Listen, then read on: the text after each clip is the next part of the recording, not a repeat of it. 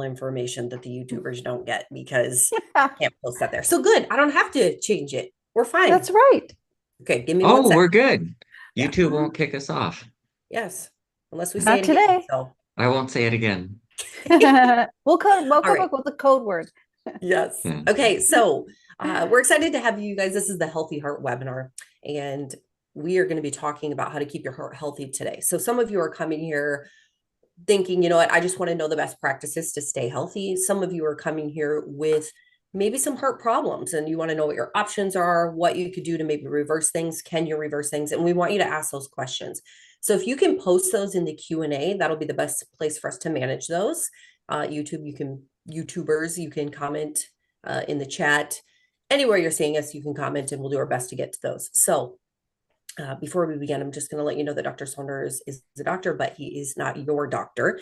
And so please discuss these things with your provider before you implement any of the things that we talk about today. I don't want to forget to introduce my friend Cheryl because I Oh, did last week, remember? And Cheryl, we were actually just talking about home cures that work. And so Cheryl oversees that. It's a digital publication now mm-hmm. and such good information. If you are not familiar with that, I highly recommend you check that out. Dr. Saunders writes for Home Cures that work. You know what? Can you post a link to that Yep, again? I'm working on Okay, that now. that would be Yeah, now awesome. that it's digital, it's searchable too. So you can actually look up something that you're looking for. Yeah. Oh, that's true. Yes, awesome. When did that start? What year? So I think it was so count back 16 2009. years. 2009 was I think our first when we first started. Yeah. Wow, that's awesome. Okay, so go check that out. Cheryl also oversees all of our customer support. Mm-hmm. So when you're writing those really nice messages into customer support, she gets to read those. So Yeah, thank be you. nice, please. Yes, yes. She probably gets to see it at some point. So We want to help you. So yes, if you have any problem with your order or problem ordering or shipping, please let us know. We want to make things right. So please reach out to us. yes. And I'm Leslie. I probably didn't introduce myself, but I help host these webinars. I do a few other things around for the Barton team, but uh, there's little things. So this is the main thing that I do and the main thing that I really enjoy. So let's go ahead and get started. Let's talk about how to keep our heart healthy. Dr. Saunders, where do we start in this journey with so much information out there? What are you finding? Okay. Let's talk about the basics. And so what you're going to want to know, you're going to want to know why. Why do I have heart disease? And you know, people who they smoke and they drink and they are not careful about what they eat, and they're overweight and they have diabetes and they have perfectly clear arteries. They have no heart disease and no issues. And other people, man, they're just working so hard on their health and exercising regularly and eating perfect foods and avoiding all the smoking and all the toxins and everything. And they're eating organic everything, and they get heart disease. And it's like, what the heck? There, it's like, you know, is there any way to predict in advance? Well, yes and no. It's not that easy. It's so complex. It's a system, and there's a lot of different things that can go wrong with the system. And so let's look at just what heart disease is and is not. So let's start with what is not. Um, Cholesterol is not related to heart disease. It's a myth. It's been proven, or I mean disproven, or the myth has been proven. The theory has been disproven in multiple different ways, multiple different times. That the cholesterol, the idea that if your cholesterol is over 200, then you're going to get heart disease is not, no, not true, no correlation. That's not it. Okay, so what about blood pressure? So blood pressure has an association with heart disease. See, LDL cholesterol has no association, no significant association. But high blood pressure does have an association. And so the assumption is association is causation, right? So I'm getting all this damage to my blood vessels because my blood pressure is high. Well, that's actually not the way it works at all. Here's the way the system works. It's a biological system. This is biology, and it's very simple. The body responds to pressures that are placed on it. There's a reaction or a response to everything. So when you don't have enough circulation to the essential organs of your body, then those organs say, hey, I need more circulation. And guess what they do? They raise the blood pressure. So when you have vascular disease, when you have diminished blood flow, when your blood vessels aren't working, when you're not getting enough oxygen, then your blood pressure goes up. But it's even more complex than that. Let's say your brain has a blood-brain barrier, and you have to get glucose from the blood into your brain, but it can't cross the blood-brain barrier. So what happens is your as your blood sugar goes up, there's these glucose transport proteins that actually physically bring the the glucose through the blood-brain barrier into your brain. And there's millions of them, right? Millions of them, and they're working overtime. These guys, these enzymes work at 1,000 times a second. They're bringing one molecule at a time, but 1,000 times a second. So you've ever watched the thousandths of a second on your watch? That's how fast they're bringing molecules of glucose into your brain, and there's millions of them all doing it. So there's plenty of glucose getting into your brain, right? Well, what happens as your blood glucose goes up, you make fewer and fewer of those glucose transport proteins. So then what happens is now you only have 1,000 of them bringing glucose in. That's not enough energy for your brain. Your brain's not getting enough. So what does the brain do? It says, dude, I need more. And how does it get more? Well, by increasing blood flow. Well, how does it increase blood flow? By raising the blood pressure. So if you have diabetes and your brain is not getting enough glucose, which is a very common problem. That's why diabetes is associated with dementia. In fact, dementia is often called type 3 diabetes, right? That's so high blood glucose over a long period of time, or even if your glucose is not high and you have insulin resistance. Insulin resistance decreases the number of glucose transport proteins, so you can't bring as many glucose molecules into your brain. And what happens? Your blood pressure goes up. Well, what's the answer to fix that? Well, you gotta increase the number of glucose transport proteins. That's what has to happen. Taking a blood pressure medication is not going to help that at all. In fact, it may even make it worse because now you're getting less blood flow. And this is not just sugar. Oxygen does the same thing. Let's say you have small vessel disease in your brain, and this is very common. I had someone in my office yesterday, and an MRI scan showed small vessel disease in her brain. Guess what? She has high blood pressure. Why does she have high blood pressure? Because the small vessels are not allowing the blood to go through. She's not getting oxygen. And the brain is going, hey, I need more blood flow. How does it do that? Raises the blood pressure, right? So this is not just a one thing like blood pressure is causing problems. Blood pressure does not cause problems. I actually had an argument with a doctor on this. We were talking about what's the reality of the blood pressure. Okay, so have you ever pumped up a car tire? How many pounds of pressure do you put in a car tire? Like 30 pounds, right? Or a bicycle tire takes like 50 to 70 pounds of pressure, right? PSI, pounds per square inch. So, so you get an idea of how many pounds that is. Okay, how many pounds per square inch do you have in your blood vessels? Hmm, let's see. If your blood pressure is 200, 200, that's like where there was a dentist in town that did somebody's blood pressure. Every time I go to the dentist, my blood pressure is going to go up, because I'm really nervous in a dentist's office. I would get really nervous in a dentist's office.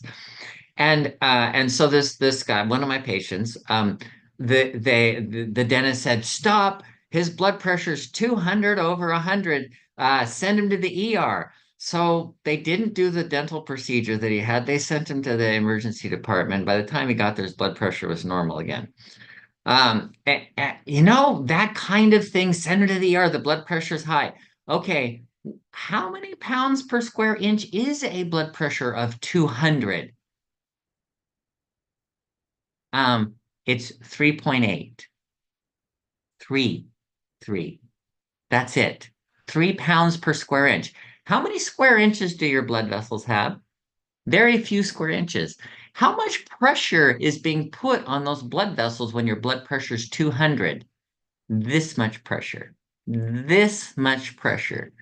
It is so lightweight, you wouldn't believe it. And people are like, "Oh no, that's high. It's gonna pop." Do you know why? It's just pure ignorance. That's all, just pure ignorance. So blood pressure is not the cause of heart disease. Actually, the opposite is true. Heart disease or vascular disease, it can be, it often is the cause of high blood pressure. So that's the association that is not causation, not causative. So then that begs the question, where are we now? Everything we're told that causes heart disease doesn't cause heart disease. So what actually does cause heart disease? Okay. That's where the issue happens. So the answer is clotting, clots, blood clots. That's clotting of your blood. Your blood is supposed to clot, but only when it's outside of the arteries and veins. When it's inside the arteries, it is not supposed to clot unless there's damage to an artery. So then, one reason for getting blood clots is damage to your arteries. How does that happen? Inflammation. So why is inflammation associated with heart disease? Because when you have inflammation, you damage the arteries. When you damage the arteries, you make clots. When you make clots, you make atherosclerosis, and atherosclerosis leads to heart disease. So that's the progression of what's happening. And inflammation isn't the only reason for getting clots. Some people have clotting disorders.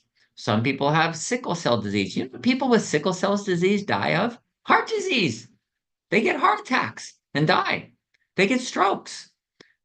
Strokes, guess what? Strokes is another one. Does cholesterol cause strokes? No. You should see all the tests.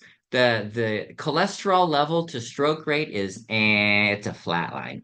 There is no relationship at all between cholesterol level and stroke rates. What about blood pressure? Everybody goes, "Oh no, you're going to pop a blood vessel and you're going to stroke out if your blood pressure goes up to 200 over 100 or something." Guess what? Not even true. It's actually the other way around. If you stroke, your blood pressure goes up because your brain's saying, "Hey, I need more blood flow." And what does it do? Raises the blood pressure. Duh. So it's everything is reversed from what you were told. Everything is reversed, not just different, but actually the opposite of what you were told. So if you get clots and the clots go up into your brain, guess what you get? A stroke. Clots. That's what causes strokes, clots. And so if you have damage to your arteries and you form clots because of damage to the arteries, then you can get heart attacks and strokes and a lot of other problems, all the atherosclerosis problems and all that. And our program is set up to look at this. Why are you making clots? What can you do about it? How do you reverse that? How do I know if I'm prone to clotting? How do I know if I can break down clots once they form? Because everybody makes clots. And the question is, do you repair it well? Well, if you're all stressed out, no, you don't repair it well. If you have lipoprotein A really high, no, you don't repair it well. So there are reasons, yes, genetic reasons, lifestyle reasons, um, chemical, biochemical reasons why you might have more inflammation or might make clots more easily or might not break down clots very easily. That's the issue, clots. So why is that important? Well, because if you're focusing on something that's not the problem, then how far are you going to get? It's not going to work. It's not going to work to fix something that's not the problem. You have to fix something that is the problem. So that's why we focus on clots. And that's why we're here to discuss you as an individual. How do you present with heart disease, or why do you have heart disease? Is it because you're making clots more easily? Is it because you have a bunch of inflammation? Is it because you have chronic infections? Is it because you have high lipoprotein A? Do you have autoimmune disease? All of these things and more could bring on vascular disease, heart disease, strokes. Good stuff. A lot of questions are coming in. We had a little pre-discussion before we started, and so someone is asking. I'm going to just quick go into that really fast. But someone is asking about oxygen treatment for different things. I won't say what for, but it's for a word that starts with a C. And this person has read articles. They're not sure of the specific area for treatment, but I've been hearing about oxygen therapy where they like inject oxygen or something like that. And then also, what about, I know you've been doing a lot of research into the hyperbaric oxygen chambers. Tell us about that. What are people using those for? Okay, so and that's interesting about, I was talking about blood pressure. Your brain's not getting enough oxygen, then you're having a stroke, your blood pressure goes up, right? You can when the if there's like small vessel disease and people go do hyperbaric oxygen, their blood pressure goes down. Why? Because the brain starts getting enough oxygen. So yes, hyperbaric oxygen can be very useful, but you have to be careful. Don't just assume that, well, everybody should do hyperbaric oxygen. People that own hyperbaric oxygen chambers are going to tell you, oh yeah, everybody should be doing this. This is like the best thing since sliced bread. I don't know that sliced bread is that good. But anyway, uh, the hyperbaric oxygen has a purpose. When there's low oxygen tension for whatever reason, hyperbaric oxygen is great. So things that you might not expect, like a really heavy workout. You go work out really heavy, and you're using anoxic respiration. And because you just don't have enough oxygen to keep up. And if that's the case, then after your big workout, you can go and get in a hyperbaric oxygen chamber and relieve all of that, get rid of the lactic acid buildup and all of that from the hypoxia that your muscles had. That's one thing. I mentioned already strokes. That's another thing where hyperbaric oxygen can really make a difference. If you have certain kinds of infections that are low oxygen, they block it cause coagulation of blood vessels around the infection, and there's not enough oxygen. Then hyperbaric oxygen is wonderful. If you have type 2 or even type 1 diabetes and you have poor blood flow to your limbs, hyperbaric oxygen can be great. And so there are specific reasons. So before you do hyperbaric oxygen, look for the reason. Why are you doing it? Are you doing it because of low oxygen? If that's the case, or poor blood flow where you're getting low oxygen. If that's the case, yes, it can be very useful. As far as treatment for C, um, it depends. This is an it depends. The answer is yes, sometimes for certain types. And so you have to look at the type that you have and whether that is susceptible to the hyperbaric oxygen.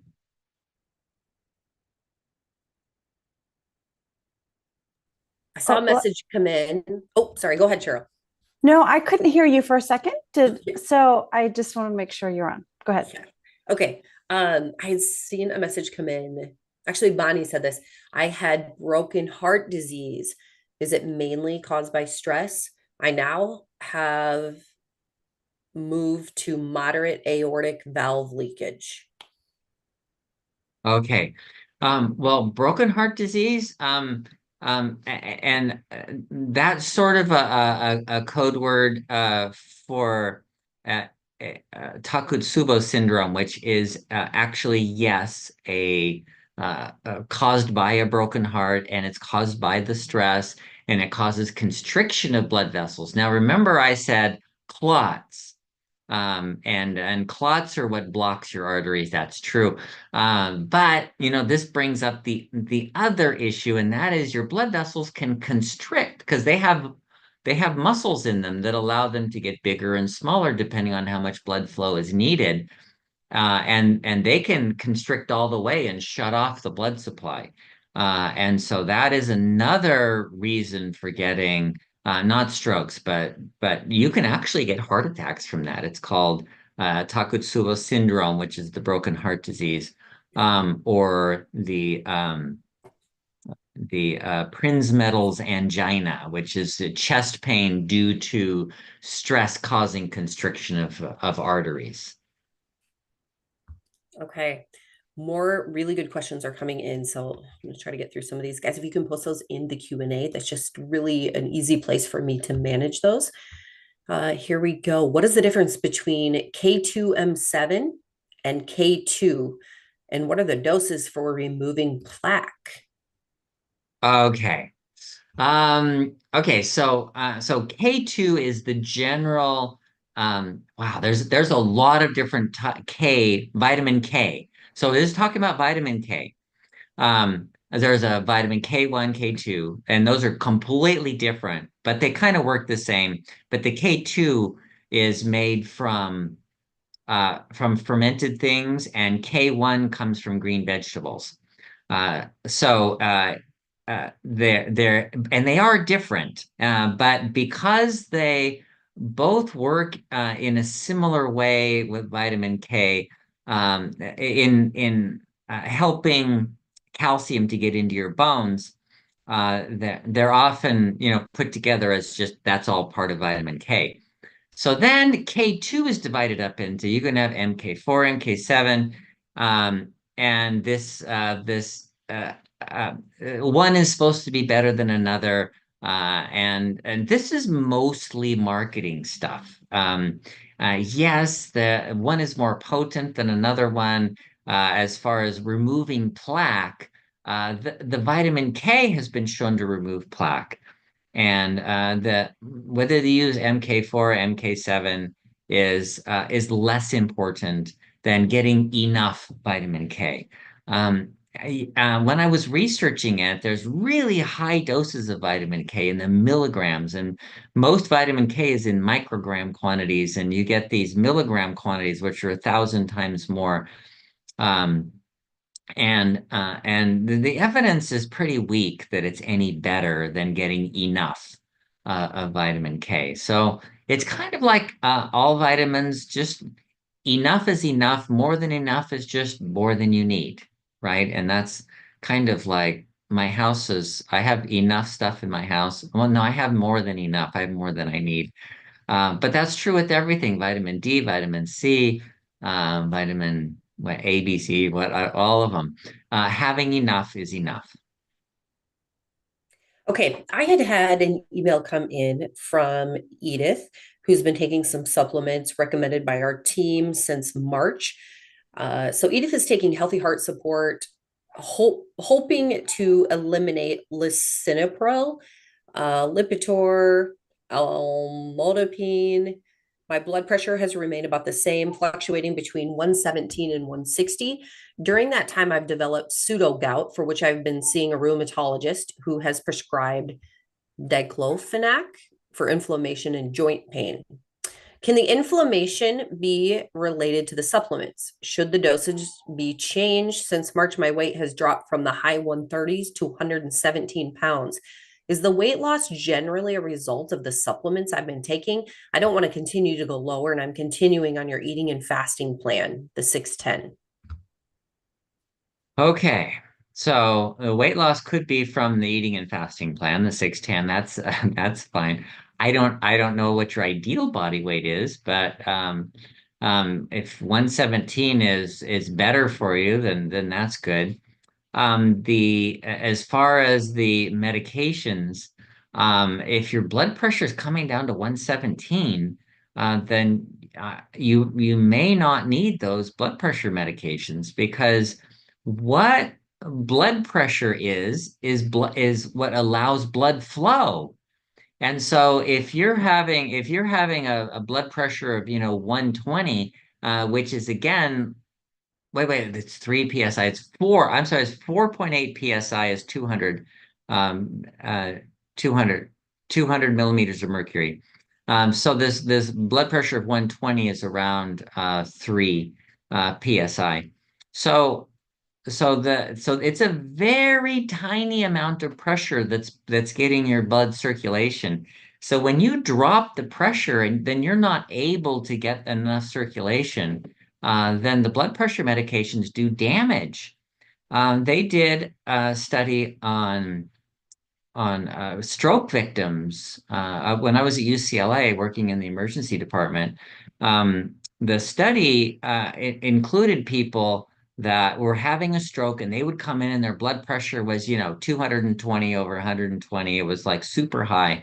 And they'd go, oh my gosh, we got to drop your blood pressure. So they would give them what's called sublingual nifedipine. They'd take nifedipine, which is in a capsule, and they would pop the capsule and squeeze it under the tongue, and the blood pressure would drop down to normal, and the patient would die. And then they tried it again, and the patient would die. And they tried it again. They tried it for like 3 years. They kept trying it. Gosh, we got to, and people kept dying, and they kept thinking they were dying of the stroke. It turns out that they were dying from dropping the blood pressure, because that high blood pressure was what was allowing blood flow in the brain. And as soon as they dropped the blood pressure, the brain could get no more blood flow and died. And then the patient died. So what you need is you need your blood pressure to go up when you need more blood flow, and go down when you don't need more blood flow. So if your blood pressure goes up to 160, then that's how much blood flow you need right now. If the blood pressure goes down to 120, then that's how much blood pressure you need right now. And so that up and down is normal. That's normal. The what's not normal is a stable blood pressure. That is not normal. That means your autonomic nervous system is not functional, and you're in big trouble if your blood pressure is always the same. So when your blood pressure is going up to 160, down to 117, that's normal. You don't need blood pressure medication, and you probably should not be on it. So your next step is to talk to your doctor. I just have to say that, and get off blood pressure medication, and then monitor your blood pressure to see where it is. And then if it's high, then you have to ask the question, why is it high? What organ is not getting enough blood flow? Is it my heart? Is it my kidneys? Is it my liver? Is it my brain? What organ is not getting adequate blood flow? And or adequate nutrition, or adequate glucose, or adequate fat, anything that's going to decrease the ability to make energy is going to raise the blood pressure, so that what? So that you can get more blood flow. And so that's how to handle this kind of problem. Right. Anonymous said, I just received a heart pump implant. Are there any limitations on my weight training? I have one more week before I can start upper body workouts.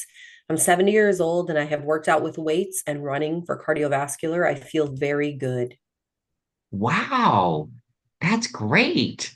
With an implant, feeling very good. I know they've advanced so far in these. This is amazing. Um, so the limitations, yes. Just you know what? Take it easy. You're 70 years old. Just gradually work into it exactly the way you should probably be going to cardiac rehab a physical therapist that specializes in the heart. And they will lead you through and guide you through the gradual workouts, and they'll be able to monitor your pressure and your rate and all that and make sure everything is functional. But yeah, I'm glad you feel great. That's awesome. Yes. Okay, Edward says drinking water and adding proteins to my daily diet is constantly being encouraged by my health professionals. When is enough enough? My basic numbers have not changed, although I have increased my intake of water and proteins. Okay, that's interesting. Water and proteins. So, increasing the intake of water. So cardiologists have been saying this because if you drink more water, then you're going to deplete your sodium. If you deplete your sodium, then your blood pressure drops. If your blood pressure drops, then you get less blood flow. If you get less blood flow, then your organs don't work as well. So I don't know. It's kind of misguided to tell people just to drink water. What you're Yeah. looking for is hydration, is proper hydration. And proper hydration means you have enough water and sodium and potassium. And so, most of the time, the problem is not a lack of water. There's water everywhere, and you can drink anywhere, and people drink anytime. So, most people are not running around dehydrated from a lack of water. A lack of sodium, sometimes I have had many patients who are lack of sodium because they just drink too much water and they're not getting enough sodium to replace that, so they can't maintain their blood volume. So they're chronically dehydrated because of a lack of sodium. Lack of potassium is a different issue. Potassium is actually a fairly common deficiency. It's not that potassium is hard to get. It's that uh, it's in foods that are things that we don't live on, like like beans and peas and lentils and fruit and vegetables. If you live on hamburgers and pizza, you just don't get enough potassium in your diet to maintain the cellular volume. So potassium is what keeps your cells hydrated. I've seen these ads for these cellular hydration formula. And I look on it, it doesn't have any potassium in it at all. You know what really, really keeps your cells hydrated is potassium. And if you take a potassium supplement, what do you get? 100 milligrams. You need 4 grams. You need 4,000 milligrams. And if you take 40 of those pills, then you're going to eat away your stomach because potassium turns fat into soap. So you can't just take a whole bunch of potassium. So here's what you do to get potassium. Eat fruit, vegetables, whole grains, nuts and seeds, beans, peas, lentils. Those are high in potassium. If you cook beans without any salt in them, they'll have 10 times more potassium than sodium. When you start adding like baked beans and all that stuff, and you put a bunch of salt in, often it even reverses where it's 10 times more sodium than potassium. But things like avocados have a significant amount of potassium. Potatoes, a baked potato has almost 1,000 milligrams, 4 baked potatoes a day, and that's all you need. No, I'm kidding. But yeah, getting the natural foods is a good way to get potassium. All right. Uh, John says it seems like the best way to lower your blood pressure is to walk an hour a day. This morning, I went to the gym, set the treadmill pace at 3.5. So I walked the 3.5 miles in 57 minutes. Then I came home and mowed the yard for an hour. I really got some exercise today, and I feel good after all that exercise. You know what, John? That's true. I think that is a really good way to look at it. So we were talking about blood pressure, how lack of blood flow raises the blood pressure.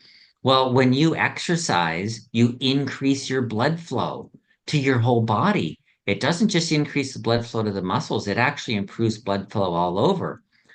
because you make more what's called nitric oxide that dilates the blood vessels and allows more blood flow. So yeah, exercise is a great idea. Mary says, how do you lower LDL and increase your HDL? Mary, um, that's it depends. It depends. What is your LDL? What is your HDL? What is your total cholesterol? Because you know what? If you lower it when you need more, then that's dangerous. So you may not want to lower it. And what's being published in the literature right now is marketing for drugs. And so what's being marketed for drugs is much too low. So the optimum range of looking at just total cholesterol, your cholesterol should be around 230. 230 is the perfect amount of cholesterol to have. If you have more than that, your death rate tends to go up. You have less than that, your death rate tends to go up. But if you have a cholesterol of 120, you are twice as likely to die as someone who has a cholesterol of 220. So consider that before you consider changing your HDL or LDL. All right. I have a message here from Teresa. And Teresa says, I've been having heart flutters and just had an EKG yesterday confirming it. I will have a heart monitor soon. Seems the doc is not too worried since my heart sounds otherwise strong. Any advice on how to control it and when to be concerned? Yes, that's part of our Healthy Heart kit is to talk about the energy system of the heart. Because when you have arrhythmias, arrhythmia means not rhythmic. Instead of beating regularly, it starts fluttering, and that means it's going really fast. And that arrhythmia is because of something. And most of the time, it's because of a lack of energy, that the energy to the heart is not able to conduct well or to relax properly. It's not really contraction. Contraction doesn't require energy. It's the relaxation that does. So because of that, you can get what are called flutter waves, and the heart can just start beating really fast. But that happens with atrial fibrillation or other arrhythmias as well. So when you're getting arrhythmias of the heart, even occasional PVCs, your doctor says, that's nothing. Don't worry about it. No, that's a marker. That's something to think about. That is like, why does that happen? Oh, it's because the energy system of my heart is getting broken. And it doesn't happen all at once. It's like you have this much energy and then it's gradually going down, down, down, little bit at a time. And now you reach this point, you're getting arrhythmias, and then you reach this point, and now you have atrial fibrillation. And if you would have taken care of it way back here, then that wouldn't have been a problem. So, energy systems. So, in the Healthy Heart Solution Kit, we talk about that. Make sure you're getting enough coenzyme Q10, L-carnitine, so that you can use fat for energy, D-ribose so that you can make more mitochondria, and magnesium so you can make energy and relax the heart properly. So make sure you're getting at least those four nutrients, and I would recommend reading the book and going through the steps of that to increase the energy of your heart. And you can find that at bartonwebinar.com. Be sure to check out the Healthy Heart Solution Kit because that's what we talk about on most of these webinars. And we can chat more about that later. I know we are running short on time because we have a lot of questions. I want to comment quick. Anne said that her daughter was helped with a hyperbaric oxygen chamber after getting the bends from scuba diving. I've actually heard Oh, that. yeah, absolutely. Yeah. So the hyperbaric puts it under pressure with oxygen, because when you're scuba diving, you're under pressure and you're breathing nitrogen. So what happens is the nitrogen goes into the solution of your blood, and then as you come out of the water, as your pressure is relieved, that nitrogen makes bubbles, and those bubbles get stuck and prevent blood flow. It's like blocking blood flow. So then you go into a hyperbaric oxygen chamber and you pressurize it and put it all in solution again. As it circulates around, you breathe out all the nitrogen. And then as you come out, the oxygen is very well dissolved in the blood, not like nitrogen. Nitrogen is not dissolved in the blood, but oxygen does. So as you come out, you don't make bubbles of oxygen. If you did, they would just get dissolved and you would use it. So that's why the hyperbaric for the bends is really important. Okay, great question here from Elmar. I'm not sure if you can see this, Dr. Saunders, but Elmar I lists got it. a bunch of supplements. Okay. Yeah. And I'm just going to kind of do an overview of this question because Elmer's listing a bunch of supplements and says, oh, also melatonin, berberine, B12, vitamin D, all of these things. How is it possible to handle all of these daily? And don't forget garlic, turmeric, probiotics, prostate support, thyroid support, not to mention the cost. What are your thoughts? Great question, Elmer. Great question. Okay. So, I have come to that too. I feel the same way. I don't like taking so many pills. I do take some periodically, but most of the time, I don't need supplements because I'm going to eat. I'm going to eat fish. I'm going to eat flax seeds, so that I get enough omega-3. I still take fish oil, omega-3. I also have a powder. It's called SOS powder. That is like the best supplement ever. It's got everything in it, and I put 2 scoops in water. I don't mind the taste. Some people don't like it because it tastes like green vegetables. But I don't mind green vegetables. I actually like them. So I have kale in my garden and I eat it fresh out of the garden. So I don't mind the taste and this SOS powder. It has everything in it and it's all natural and I don't have to worry about any of these other things. And then and so uh, so look at your supplements, your all of those supplements you're buying and everything, and say, why am I taking this and do I need it? Why am I taking this and do I need it? Why am I taking this and do I need it? And can I find food that's going to give me those things? There was a really good book written by Dr. I'm blanking on her name. She had multiple sclerosis and she was given a bunch of vitamins, like popping pills like crazy. And it stopped the MS, but she wasn't getting any better. And so she asked the question to herself, um, why is it, or how is it that I can get all of these vitamins in food? And so she started researching and finding food, and she found like 9 cups of fruits and vegetables a day, and then eating um, liver once a week and getting what else? Seaweed, and so she put it all together and she started eating the food, and in the process of eating the food, she got better. Um, and so that's the difference. If you're taking the chemical vitamins, there's support, and that's something. But if you can get it in food, it is better. So yes, I do take a supplement, and there are just certain things I think are important for preventing heart disease. I think fish oil is a good idea because it's so hard. I don't know. I don't eat that much fish, and it's hard to get enough. And I do eat flax seeds, but anyway, beyond that, potassium comes from fruit and vegetables. Eat that instead. Quercetin, fruit and vegetables. Eat that instead. Zinc, I take zinc. I think men should take zinc. Women should take iodine. Um, so it's not that it's just because it's so hard to get in food. That's why. So, as far as the FLCCC protocol, that's something you're doing for a different reason. That's treatment for something.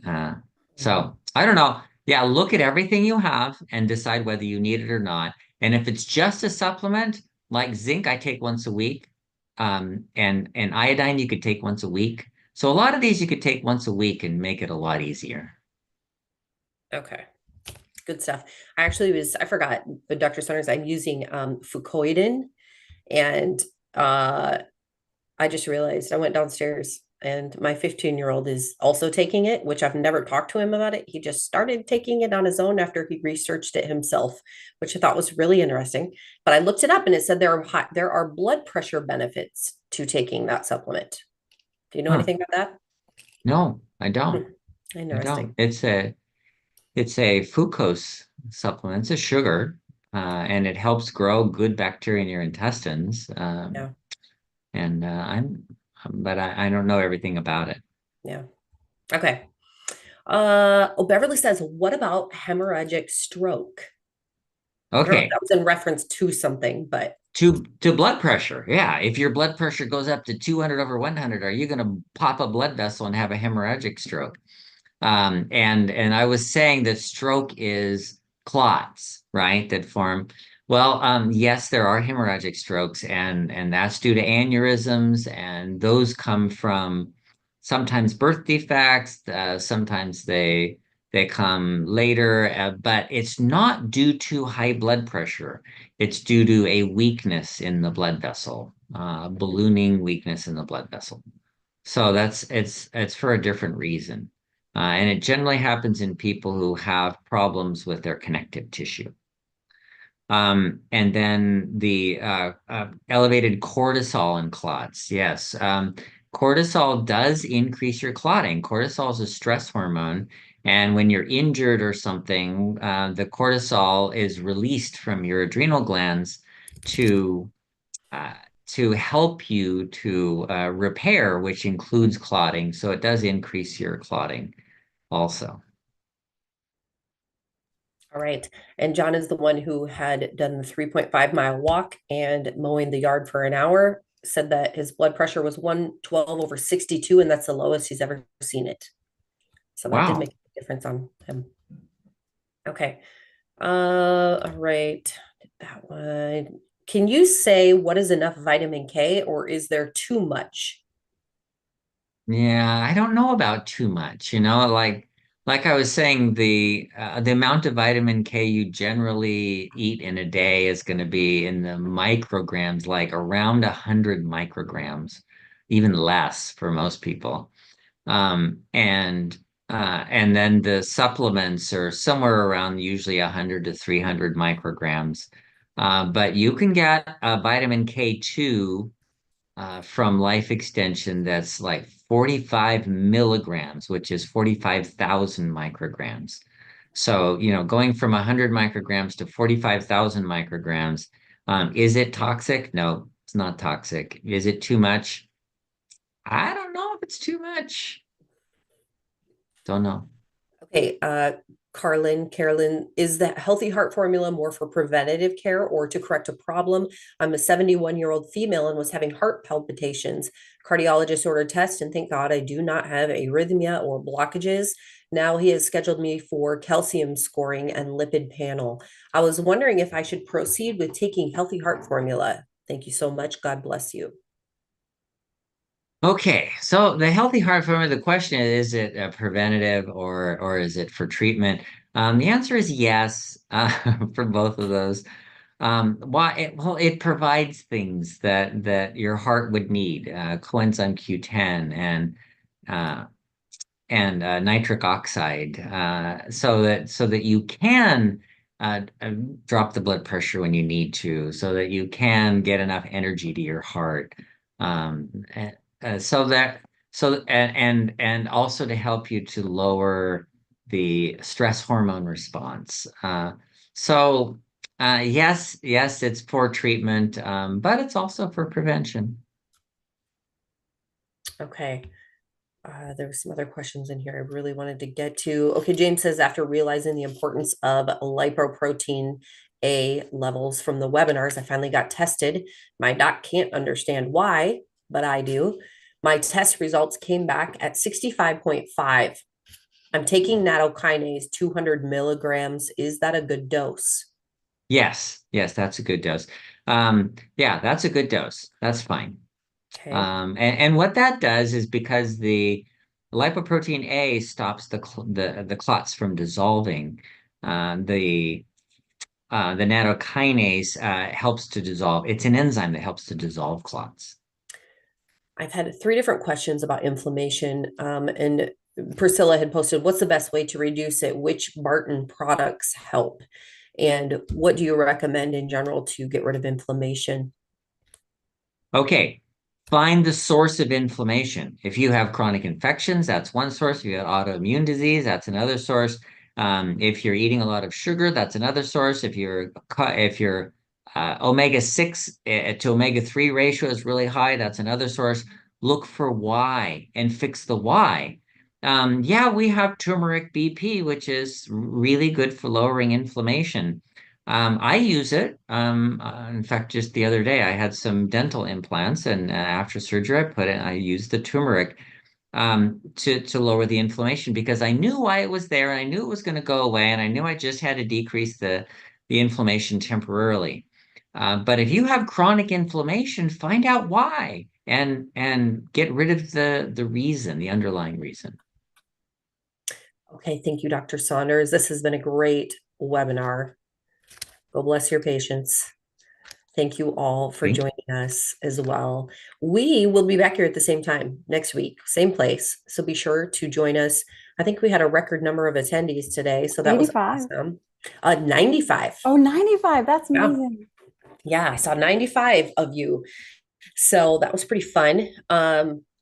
Invite friends to come listen. As you know, there is a lot of good information shared on these webinars. The questions you are asking are so important. And we just love Dr. Saunders. He is just filled with so much valuable information. And so you can send a friend to bartonwebinar.com. That's where they can register for this. And you can also join us on Wednesdays for our fixed blood sugar webinar. Same type of format. We just talk about primarily type 2 diabetes. So come on out, join us live.